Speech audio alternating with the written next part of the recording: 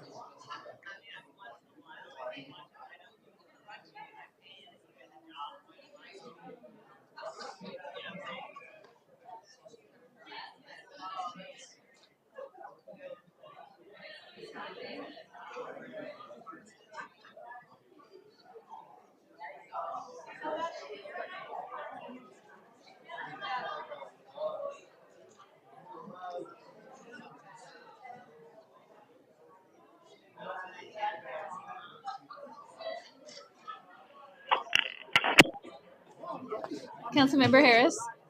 I'm here. Okay, we'll start in 2 minutes. Okay.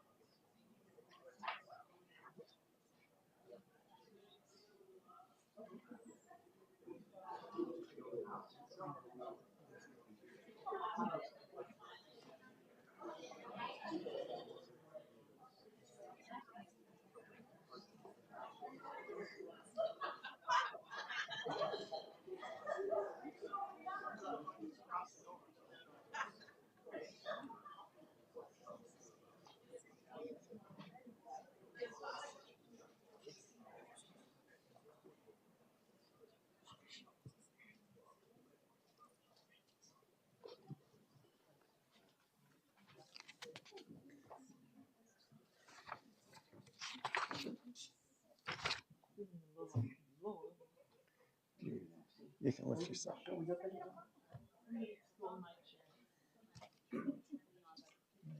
Just put him on the ring. Well, good evening. Welcome to the Chandler City Council Chambers. Before we officially look at our first meeting, we do have 3 meetings tonight, just for your interest. The first is Public Housing Authority. The second is a special City Council special meeting with one single agenda. And then thirdly, a study session, of which most of you are here for that. So with that, I would like to call to order our Public Housing Authority Commission regular meeting. And clerk, please take the roll. Chairman Harkey, Here. Vice Chair Ellis, Here. Commissioner Loring, Commissioner Encinas, Here. Commissioner Poston, Here. Commissioner Orlando, Here. Commissioner Harris, Here. Commissioner Here. Commissioner Hawkins. Here. We have a quorum. Thank you. Commission, we've got one, we have no unscheduled public appearance for this. Okay, so that leads us to consent agenda. Commission, how would you like to proceed? Is there a motion? Chair, Commissioner, I move that we approve the Public Housing Authority Commission regular meeting dated February 3rd, 2025, items 1 through 2. thank you, Commissioner Orlando. Is there a second? Chair, I second. All right, with Vice Chair Ellis, we have a second. Council, any comments, recusals? Seeing none. Clerk, please take the vote. Vice Chair Ellis, Yes. Commissioner Loring, Yes. Commissioner Encinas, Yes. Commissioner Poston, Yes. Commissioner Orlando, Yes. Commissioner Harris, Yes. Commissioner Hawkins. Yes. Mayor Harkey, Yes, motion carries unanimously. thank you so much. All right, that adjourns our PHEC meeting. Welcome to the City Council special meeting. I'd like to call this meeting to order. Clerk, please take the roll. Mayor Harkey, Here. Vice Mayor Ellis, Here. Councilmember Encinas, Here. Councilmember Poston, Here. Councilmember Orlando, Here. Councilmember Harris, Here. Councilmember Hawkins. Here. We have a quorum. Thank you so much. Council, this is again a simple meeting in the sense that in order to engage and get on schedule our citizen general plan committee or resident committee, we're going to be doing this meeting on Monday, and upon approval, tentatively on Thursday, we'll go through the second part of this, upon which then we'll also ratify the names. So, Council, how would you like to proceed? Is there a motion? Councilmember Orlando. We'll go through it. I move that we approve introduction and tentative adoption of ordinance 5118, establishing a general plan resident advisory committee. All right, we have a motion. Is there a second? Second. Councilmember Poston. Yeah, questions? No points for recusals. Council, please vote using this electronically. Councilmember Harris, Yes. Councilmember Hawkins,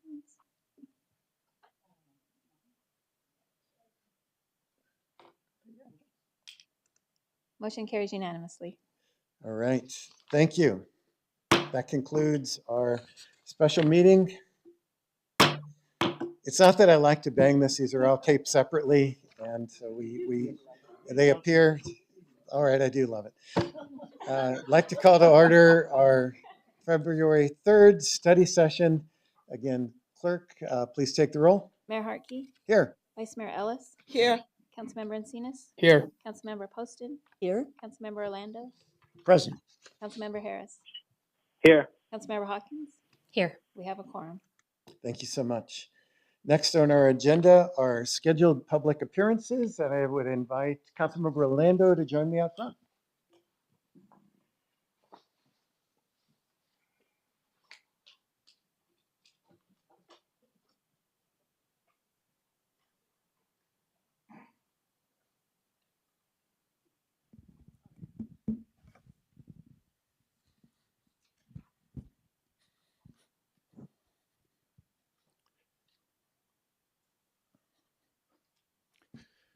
All right, city manager, first we have service recognitions. Thank you, Mr. Mayor, members of the council. Tonight, we just have one very special service recognition, and I would like to call up John Sefton, our Community Services Director, to make the presentation. Good evening, Mayor, Council members. It's a true honor for me to invite Ms. Tara England down. Tara, I of course was given a script, but I'm going to go off script just a little bit. So I looked up to see when Tara started, and I realized that she interviewed during the year 1999. And you remember, many of us can remember that was a real party, especially Y2K. And she started on the 4th of January, so just after. So while they were celebrating that the world didn't end with the Y2K thing, the library was celebrating that Tara showed up after all of that great work. But Tara, over the past 25 years, yes, that's a quarter of a century, Tara has served as the ambassador for the library's volunteer program. In that time, adult and teen library volunteers have contributed almost 375,000 hours of time. And according to the 2023 Independent Sector, that's a value of nearly $12 million. These volunteers assist residents with learning the English language. They provide reading assistance to first graders. They assist staff and patrons throughout all 4 library branches. They process book donations and so much more. As outreach coordinator for the library system, Tara oversaw the Books for Babies, Reading is Fundamental, Story Travelers, Daycare Delivery, and Book Buddy programs, utilizing skilled volunteers to promote and support literacy services outside of the library buildings themselves. Additionally, Tara has introduced the national If I Can Read, I Can Do Anything literacy program to students on the Gila River Indian community. And that's been for many, many years now. So in her current role, Tara continues to focus on developing and sustaining good work initiatives through her collaboration with the Friends of the Chandler Public Library. Her oversight of this library partnership continues to strengthen both organizations. They connect literacy and learning advocates to our library support and its significant involvement. Congratulations, Tara, on an exceptional career in public service. You help make Chandler the amazing place it is to live, work, and play.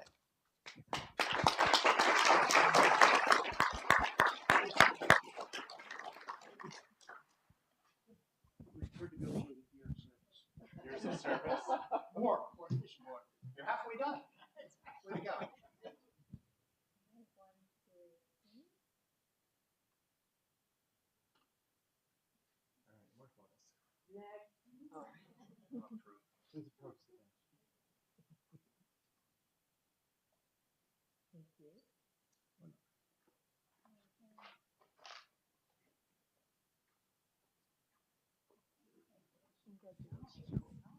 Mayor, that concludes our employee service recognitions this evening. Thank you.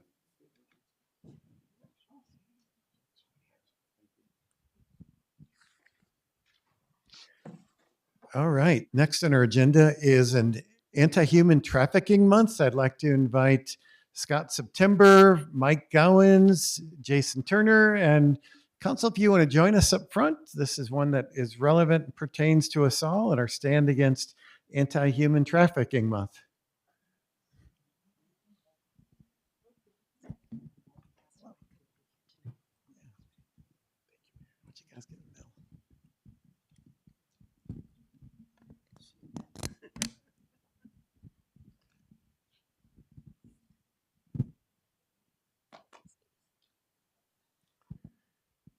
All right. Whereas human trafficking is a global plague that impacts millions of people each year, including tens of thousands of Americans. And whereas the United States ranks as one of the worst countries globally for human trafficking. And whereas Arizona ranks in the top 15 states with the highest rates of human trafficking per capita. And whereas human trafficking impacts people across all demographics and ages, including teenagers and children. And whereas the battle against human trafficking includes supporting efforts in schools, churches, nonprofits, law enforcement, and businesses to intervene, disrupt, and dismantle human trafficking systems, and provide resources to and support for victims of human trafficking. And whereas the City of Chandler joins our schools, churches, nonprofit organizations, law enforcement, federal and state coalitions, and the notinourcity.org movement in our commitment to increase public awareness of the human trafficking epidemic that impacts our community. Now, therefore, I, Kevin Hartke, Mayor of the City of Chandler, Arizona, do hereby proclaim January 2025 as Anti-Human Trafficking Month.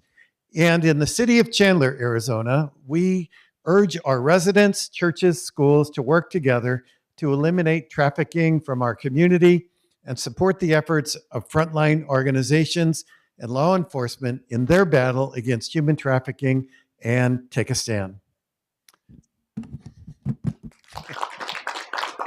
Scott, would you like to say some words? Thank you, Mayor. So I would like to thank the mayor and council for this proclamation and for once again taking a stand and saying not in our city. Proclamations are very important because they tell everybody who you are and what you stand for. And so I don't take these lightly, and nobody should. Trafficking thrives in silence.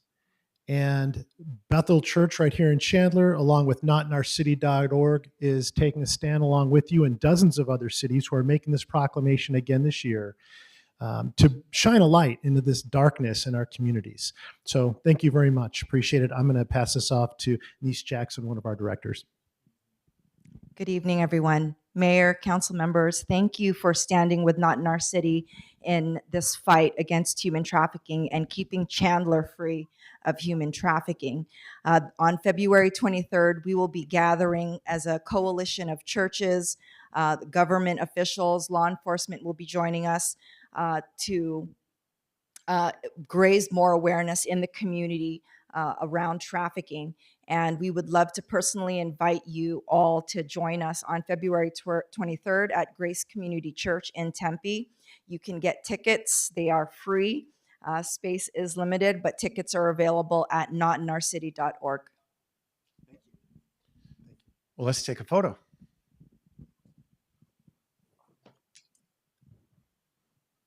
Maybe I'll shift this a little bit. Thank you.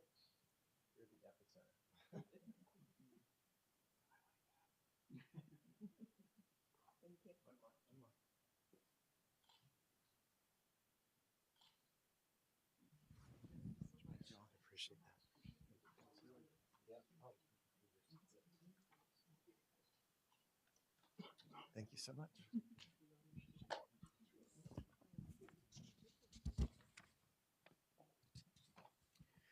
And nextly, we have another proclamation, Teen Dating Violence Awareness Month. If we could invite the Chandler Domestic Violence Commission to come on up.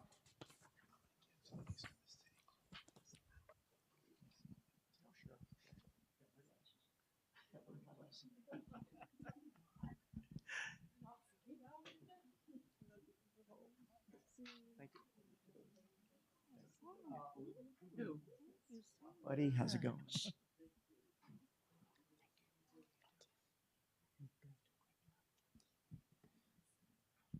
So, Mayor, I did wear my glasses because I figured the last time I did this, I didn't have them on. So, you ready? Okay. Proclamation. Whereas teen dating violence is the most prevalent type of youth violence in the United States, with approximately 1 in 3 teens being a victim of physical, sexual, emotional, or verbal abuse from a dating partner. And whereas children whose parents experience verbal abuse and physical violence by their partners are more likely to experience abuse and violence in their dating relationships. And whereas youth who are victims of teen dating violence are more likely to experience depression, anxiety symptoms, engage in substance abuse, exhibit antisocial behaviors, contemplate suicide, and other potential negative outcomes. And whereas minimizing traditional gender stereotypes and supporting an inclusive environment characterized by gender equality can reduce perpetuation of abuse, dating behavior, and sexual harassment. And whereas the City of Chandler Domestic Violence Commission is a resource committed to supporting teens, families, school, in the greater community to prevent teen dating violence and helping all young people grow up free from violence. Therefore, the mayor of City of Chandler, Kevin Harkey, proclaims February 2025 as Teen Dating Violence Awareness Month.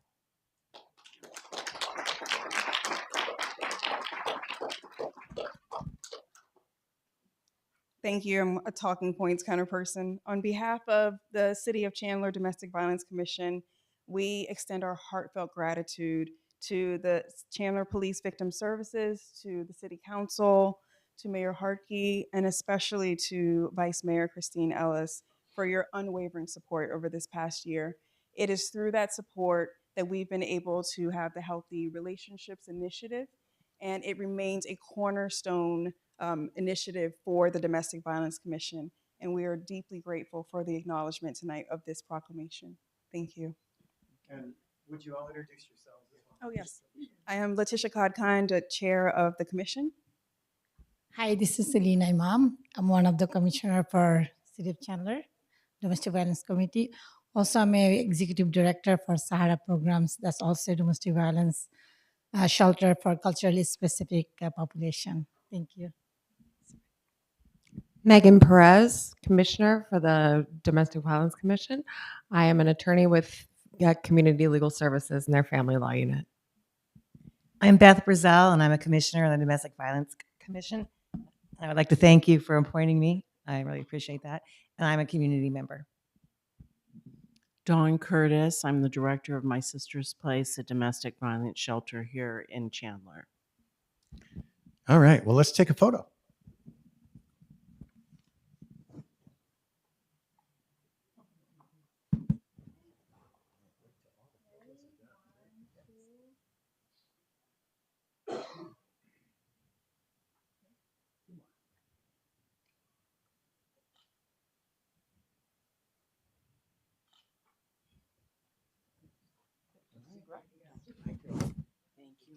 Thank you so much. Thank you. Good to see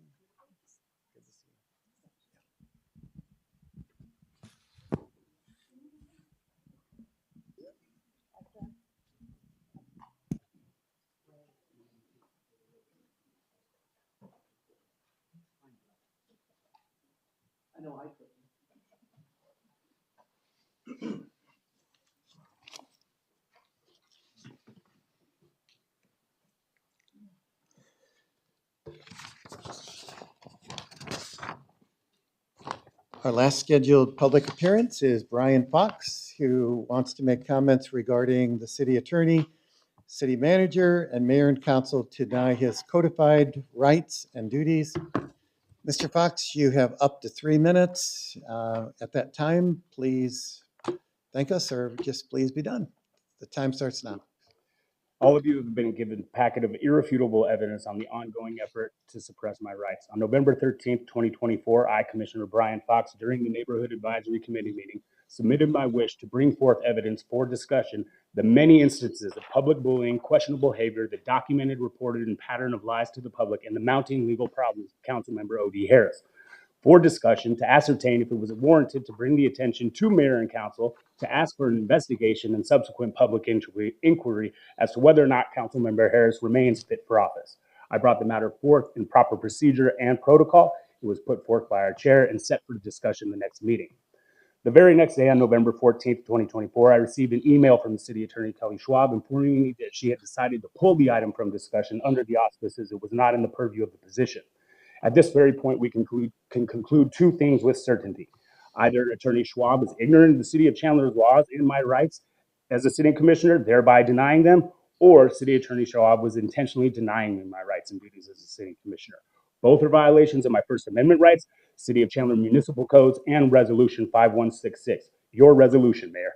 To continue, on November 23rd, I responded with an email arguing that I disagreed with this position. I laid out a litany of documented, investigated, and reported instances of bad or questionable behavior, lies, and questionable legal predicaments of Councilmember Harris. I pointed out Chandler Municipal Codes and Resolution 5166, which specify my rights and responsibilities as a commissioner to bring these to you as its attention and request legal investigation. I was answered with an email that the city attorney's office had reviewed my request from all angles and their decision was final. I was not provided any legal reason nor just cause of any kind. At this point, we can surmise only one thing with certainty. The city's attorney's office is willfully and actively denying my codified right to speech, bring forth this case against Councilmember Harris. I inquired with the city manager and was met with the same unresponsive indifference. This is illegal and this is deliberate, and I want to know who directed this course of action and why. Further, this was done with the full knowledge of mayor and council, as all of you have been CC'd on every one of these emails transmissions. This and your cohesive inaction to do anything about it makes all of you complicit. It was only after I showed this evidence of this crime to the city prosecutor's office that I was invited to get 3 minutes here tonight. So now that all of you have the evidence of this crime to continue to suppress my rights to bring forth the attention of Councilmember Harris to this body, I am now, as a commissioner, demanding that the entire swath of this behavior be investigated by an impartial and qualified third party with the findings openly discussed and debated by way of public inquiry. That is government transparency. Be it noted, this city management and council have already been sued by a 30-plus year veteran for bullying and Thank you, exacting Mr. Bryant. retribution on dissent, and you're currently being sued by Thank you, your own Mr. council member. Fox. Your time is up. I hope. All right. City Attorney, as in Mr. Fox's role as a citizen and appointed by mayor and council, commissioner, have his rights been denied in any fashion? Mayor, we've reviewed all of the allegations raised, and we do not believe there's been any denial of rights. And there are requirements of code and open meeting law that we have opined on and have been complied with. Okay, thank you. Council, next on our agenda is the consent agenda. We've had 2 items called in. Item number 4, rezoning and PDP of the Costco Business Center. If Darcy Omer is here, this has been called in by Councilmember Poston. So Darcy.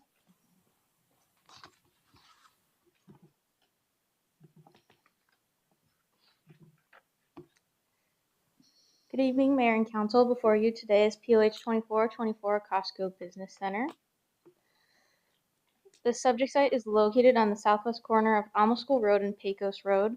The request is a rezoning to PAD for wholesaling of a fuel service station and a commercial uses permitted under the Community Commercial District C2, and a preliminary development plan approval for site layout and building architecture. Some background, the subject site is approximately 18.65 acres, and in 2016, the vacant subject site was zoned planned area development for an office park with ancillary retail and restaurant uses, including a mid-rise overlay for building height up to 75 feet. 3 office buildings, a parking structure, and 2 retail pads with a potential build-out of 400,000 square feet. In 2019, a time extension was approved. The proposal today is a Costco Business Center with the building square footage being approximately 141,000 square feet. The parking required is 536 spaces, and they're providing 603, and they're proposing 15 fuel pumps. More on the Costco Business Center, they cater directly to small businesses. Business centers stock more food and supplies in bulk. Some of the local businesses in the community that it may serve are professional office/services, restaurants, hotels and motels, convenience stores, vending machine operators, etc. Peak hours at a business center are typically mid-morning and early afternoon. A business center will typically see roughly half of the number of customers compared to its warehouse counterpart. Here's some of the renderings that Costco has provided with the entryway, the east, and the northwest perspective. They're using smooth face CMU, concrete and metal panels as the facade materials. And this would be the fuel station. A neighborhood meeting was held on December 4, 2024, and there were 11 people in attendance with concerns regarding potential traffic. The notice was posted on social media via Nextdoor, and staff is unaware of any opposition. Planning and Zoning Commission recommends approval with finding general plan conformance and compatible land use. Thank you. Questions? Councilmember Poston, do you have any question or comments? Thank you. Thank you, Darcy, for the presentation. I appreciate that. Could you speak a little, I know that I got a few calls on this, both pro and con, but could you speak a little about what's been done to mitigate some of the traffic and the effects of the traffic going to this Costco for the surrounding neighborhood? Yeah. Through the mayor, Councilmember Poston, the applicant is here if you would like to invite them up to address the question, or our traffic engineer is here as well. Um, sure, if they're comfortable coming up. What I'm looking for is the adjustment to the traffic pattern, I believe, as well as maybe where the loading docks have been positioned, that sort of thing. Sure. Can you help me bring up that? Is it this one? Okay, perfect. So through Mayor Harkey and Councilmember Poston, we have looked at this site from the traffic perspective and reviewed their documents as far as the traffic study, and it is less trips, as Darcy noted, than the previously approved PAD. So the surrounding areas, including the work that this development will do to build out that third lane on Alma School, would more than handle the traffic at this area. And staff, particularly planning staff, worked really hard with the developer to locate the fuel station pumps so that traffic flowed within the site. And, we didn't have any concerns of it backing up onto any of the adjacent arterials. So that was something that staff worked hard with the developer on to minimize that. Okay. And then one of my first concerns was where those loading docks were. I had the concern that they were going to be behind, but it does look like they're now just on the east side of the road, facing where the traffic is and other businesses. So Yeah, they tucked them in kind of to that southeast corner of the building. okay. And then do you have the information on the delivery times and such? The deliveries are very similar to the normal Costco as far as the trucks and stuff is our understanding. They do have a few more of the smaller commuter van type deliveries because they do deliveries out of this as well. So there might be a few more of those, but typically their deliveries are off hours as far as not when it's open to public for retail. Okay. Okay. And then this particular type of Costco business center is really more specific to businesses. You don't see a whole lot of consumers generally coming in. Correct. From our understanding, other than the fuel pumps, it could be used by either, but typically the actual retail itself is primarily for small businesses. Okay. Those are all my questions. Thank you, Mayor. Mayor. Councilmember Orlando. Yeah, while you're up there, you kind of glossed over a little bit about the streets. Can you give me a little more explanation what the applicant proposed to do with the Pecos Road and the Alma School Road? Sure. Great question. Through Mayor Harkey and Councilmember Orlando, part of this development would require, as any development would, their off-site street improvements that would require that third lane on Alma School, adjacent to their frontage, and then both of the driveways on Pecos and the driveways on Alma School would require decel lanes as well, and that's part of their traffic study and documented in there, and will be part of their civil site plan in construction. So in general, you can answer this, maybe someone else can. Well, maybe you should be able. Will this generate less traffic than the proposal we saw in 2015 and updated in 2019? Yes, again, through Mayor, Councilmember Orlando, this is expected to generate less traffic than the office park development that had previously been approved.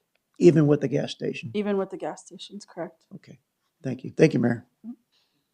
Might I ask, what are the hours of this facility compared to, is it the same as the other Costco?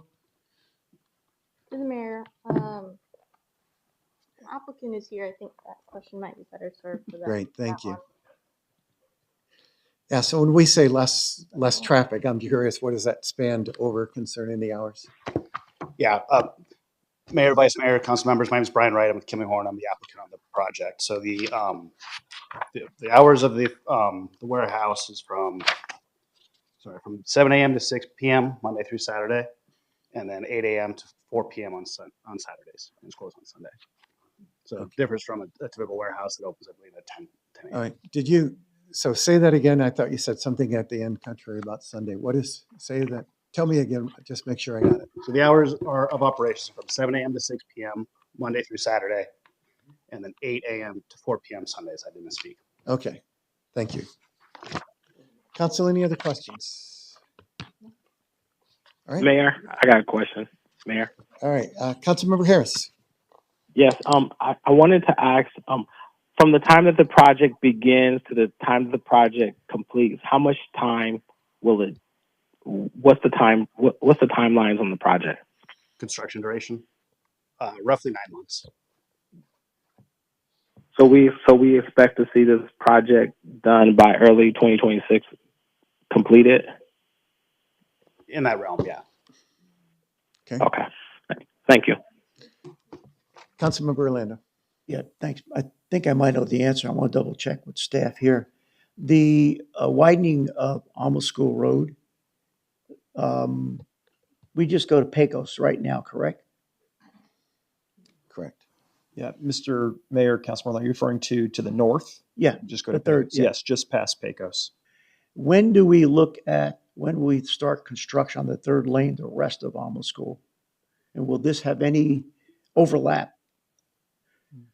Mr. Mayor, Councilor Orlando, there shouldn't be any interaction between the rest of Alma School widening other than the half-street improvements that were discussed by the applicant tonight. So just that western side of the street, that section between Pecos and the Loop 202, which needs to be matching the rest of the street Right. that the applicant will construct at their cost. And then when's our time frame again for the remainder of Alma School? When we take from the Pecos? last phase of Alma School, I would need to check the date Yeah, for that to get start. back on me, that's fine. But it's the piece that's much further south from there. So Germain or Kingbird is the actual we cross have- street to Queen Creek Got it. Road. So we have a 3-lane, 2-lane, back to 3 lanes. So maybe that, Correct. when we talk about the CIP, maybe we could talk about moving that up a little bit so we're not, getting that little funnel scenario. We can revisit that, Councilmember. Okay, thanks.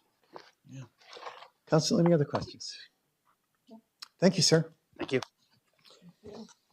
Our last called in item number 13, rescinding resolution number 5361 related to temporary signage. Leah Powell is a presentation. Good evening. Give me 1 second here, please. There we go. All right. Okay. Thank you, Mayor and Council. I'm here this evening to talk about the repeal of resolution number 5361. Just to remind you, resolution number 5361 was enacted back in March of 2020. It was in a response to COVID.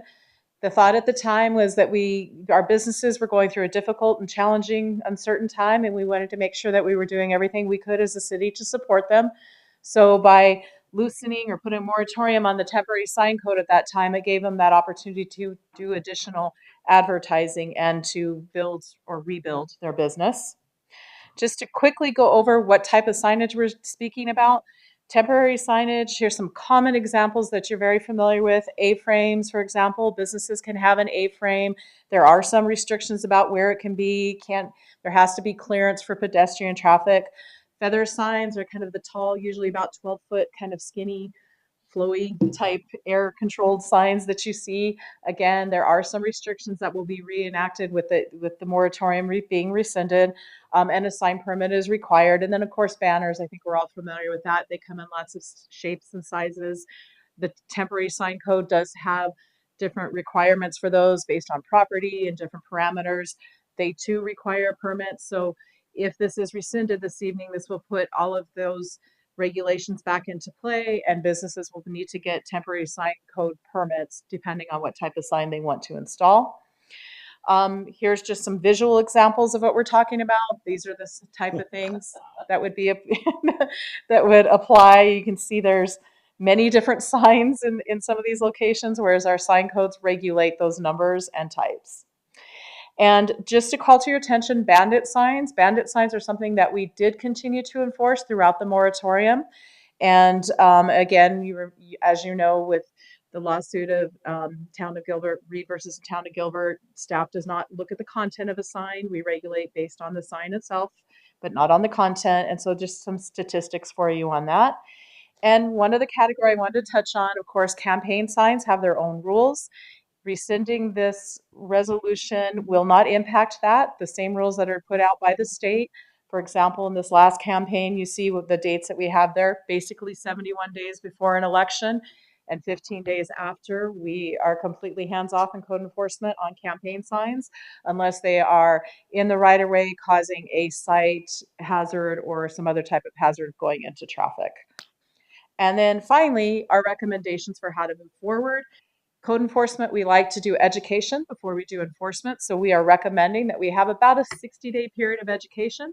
The first 30 days, we would be doing formal information, formal letters, educational type letters to businesses. We had conversations with the Chamber of Commerce, and one of Terry's recommendation was that we make sure that we get the tenants, not just the owners of the properties. That's a great recommendation. So we will make sure that it goes to owners and tenants. In addition, I've spoken with the DCCP.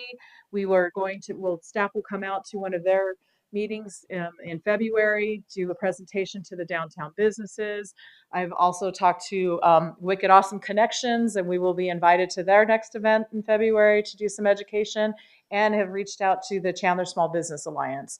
If there's anyone else out in the community that would like the team to come out and do education, we're happy to do that. After the 30-day period of education, we'll then go on to courtesy notices, and these will be just for properties that have violations. That also is a soft type of enforcement. We will not be doing notices of violations at that point, just letting the businesses again know where they're in violation and what they need to do to remedy that. So after about 60 days, that's when we would start the formal enforcement with notices of violation. Like we do with any code case, though, we will work with the property owner. So if we find that there's a property owner that has a permit application in and needs just a little bit more time, we certainly will work with those property owners. And with that, I would take any questions. Councilmember Poston. Thank you, Mayor. And thank you for the presentation, Leah. And also thank you for doing that additional outreach. I think that's really important to reach a broad base of the community. I feel like this has been long enough that this has been in place that I think some of the new business owners or business owners in general may just think that they're following the law right now. Have we been doing any outreach to them? And what do you do now when you get a call about some of these signs?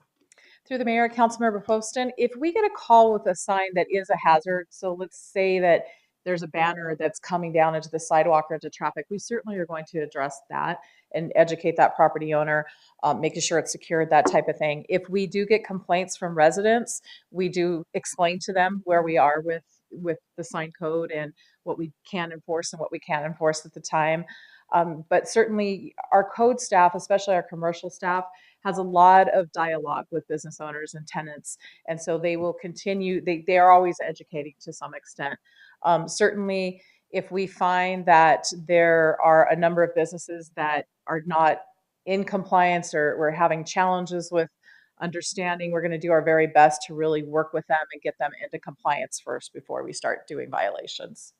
But right now, complying, there really isn't much to comply with. Are your hands a little bit tied? Through the mayor, Councilmember Poston, that is correct, unless it is a hazard situation. Okay. All right. Well, I mean, I think it was such a good idea to make this allowance at the time when it was in need, but I do agree that it is time to make a little change and clean some of that up.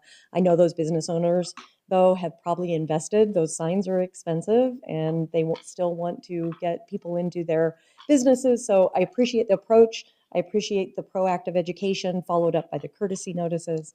So thank you very much for this presentation.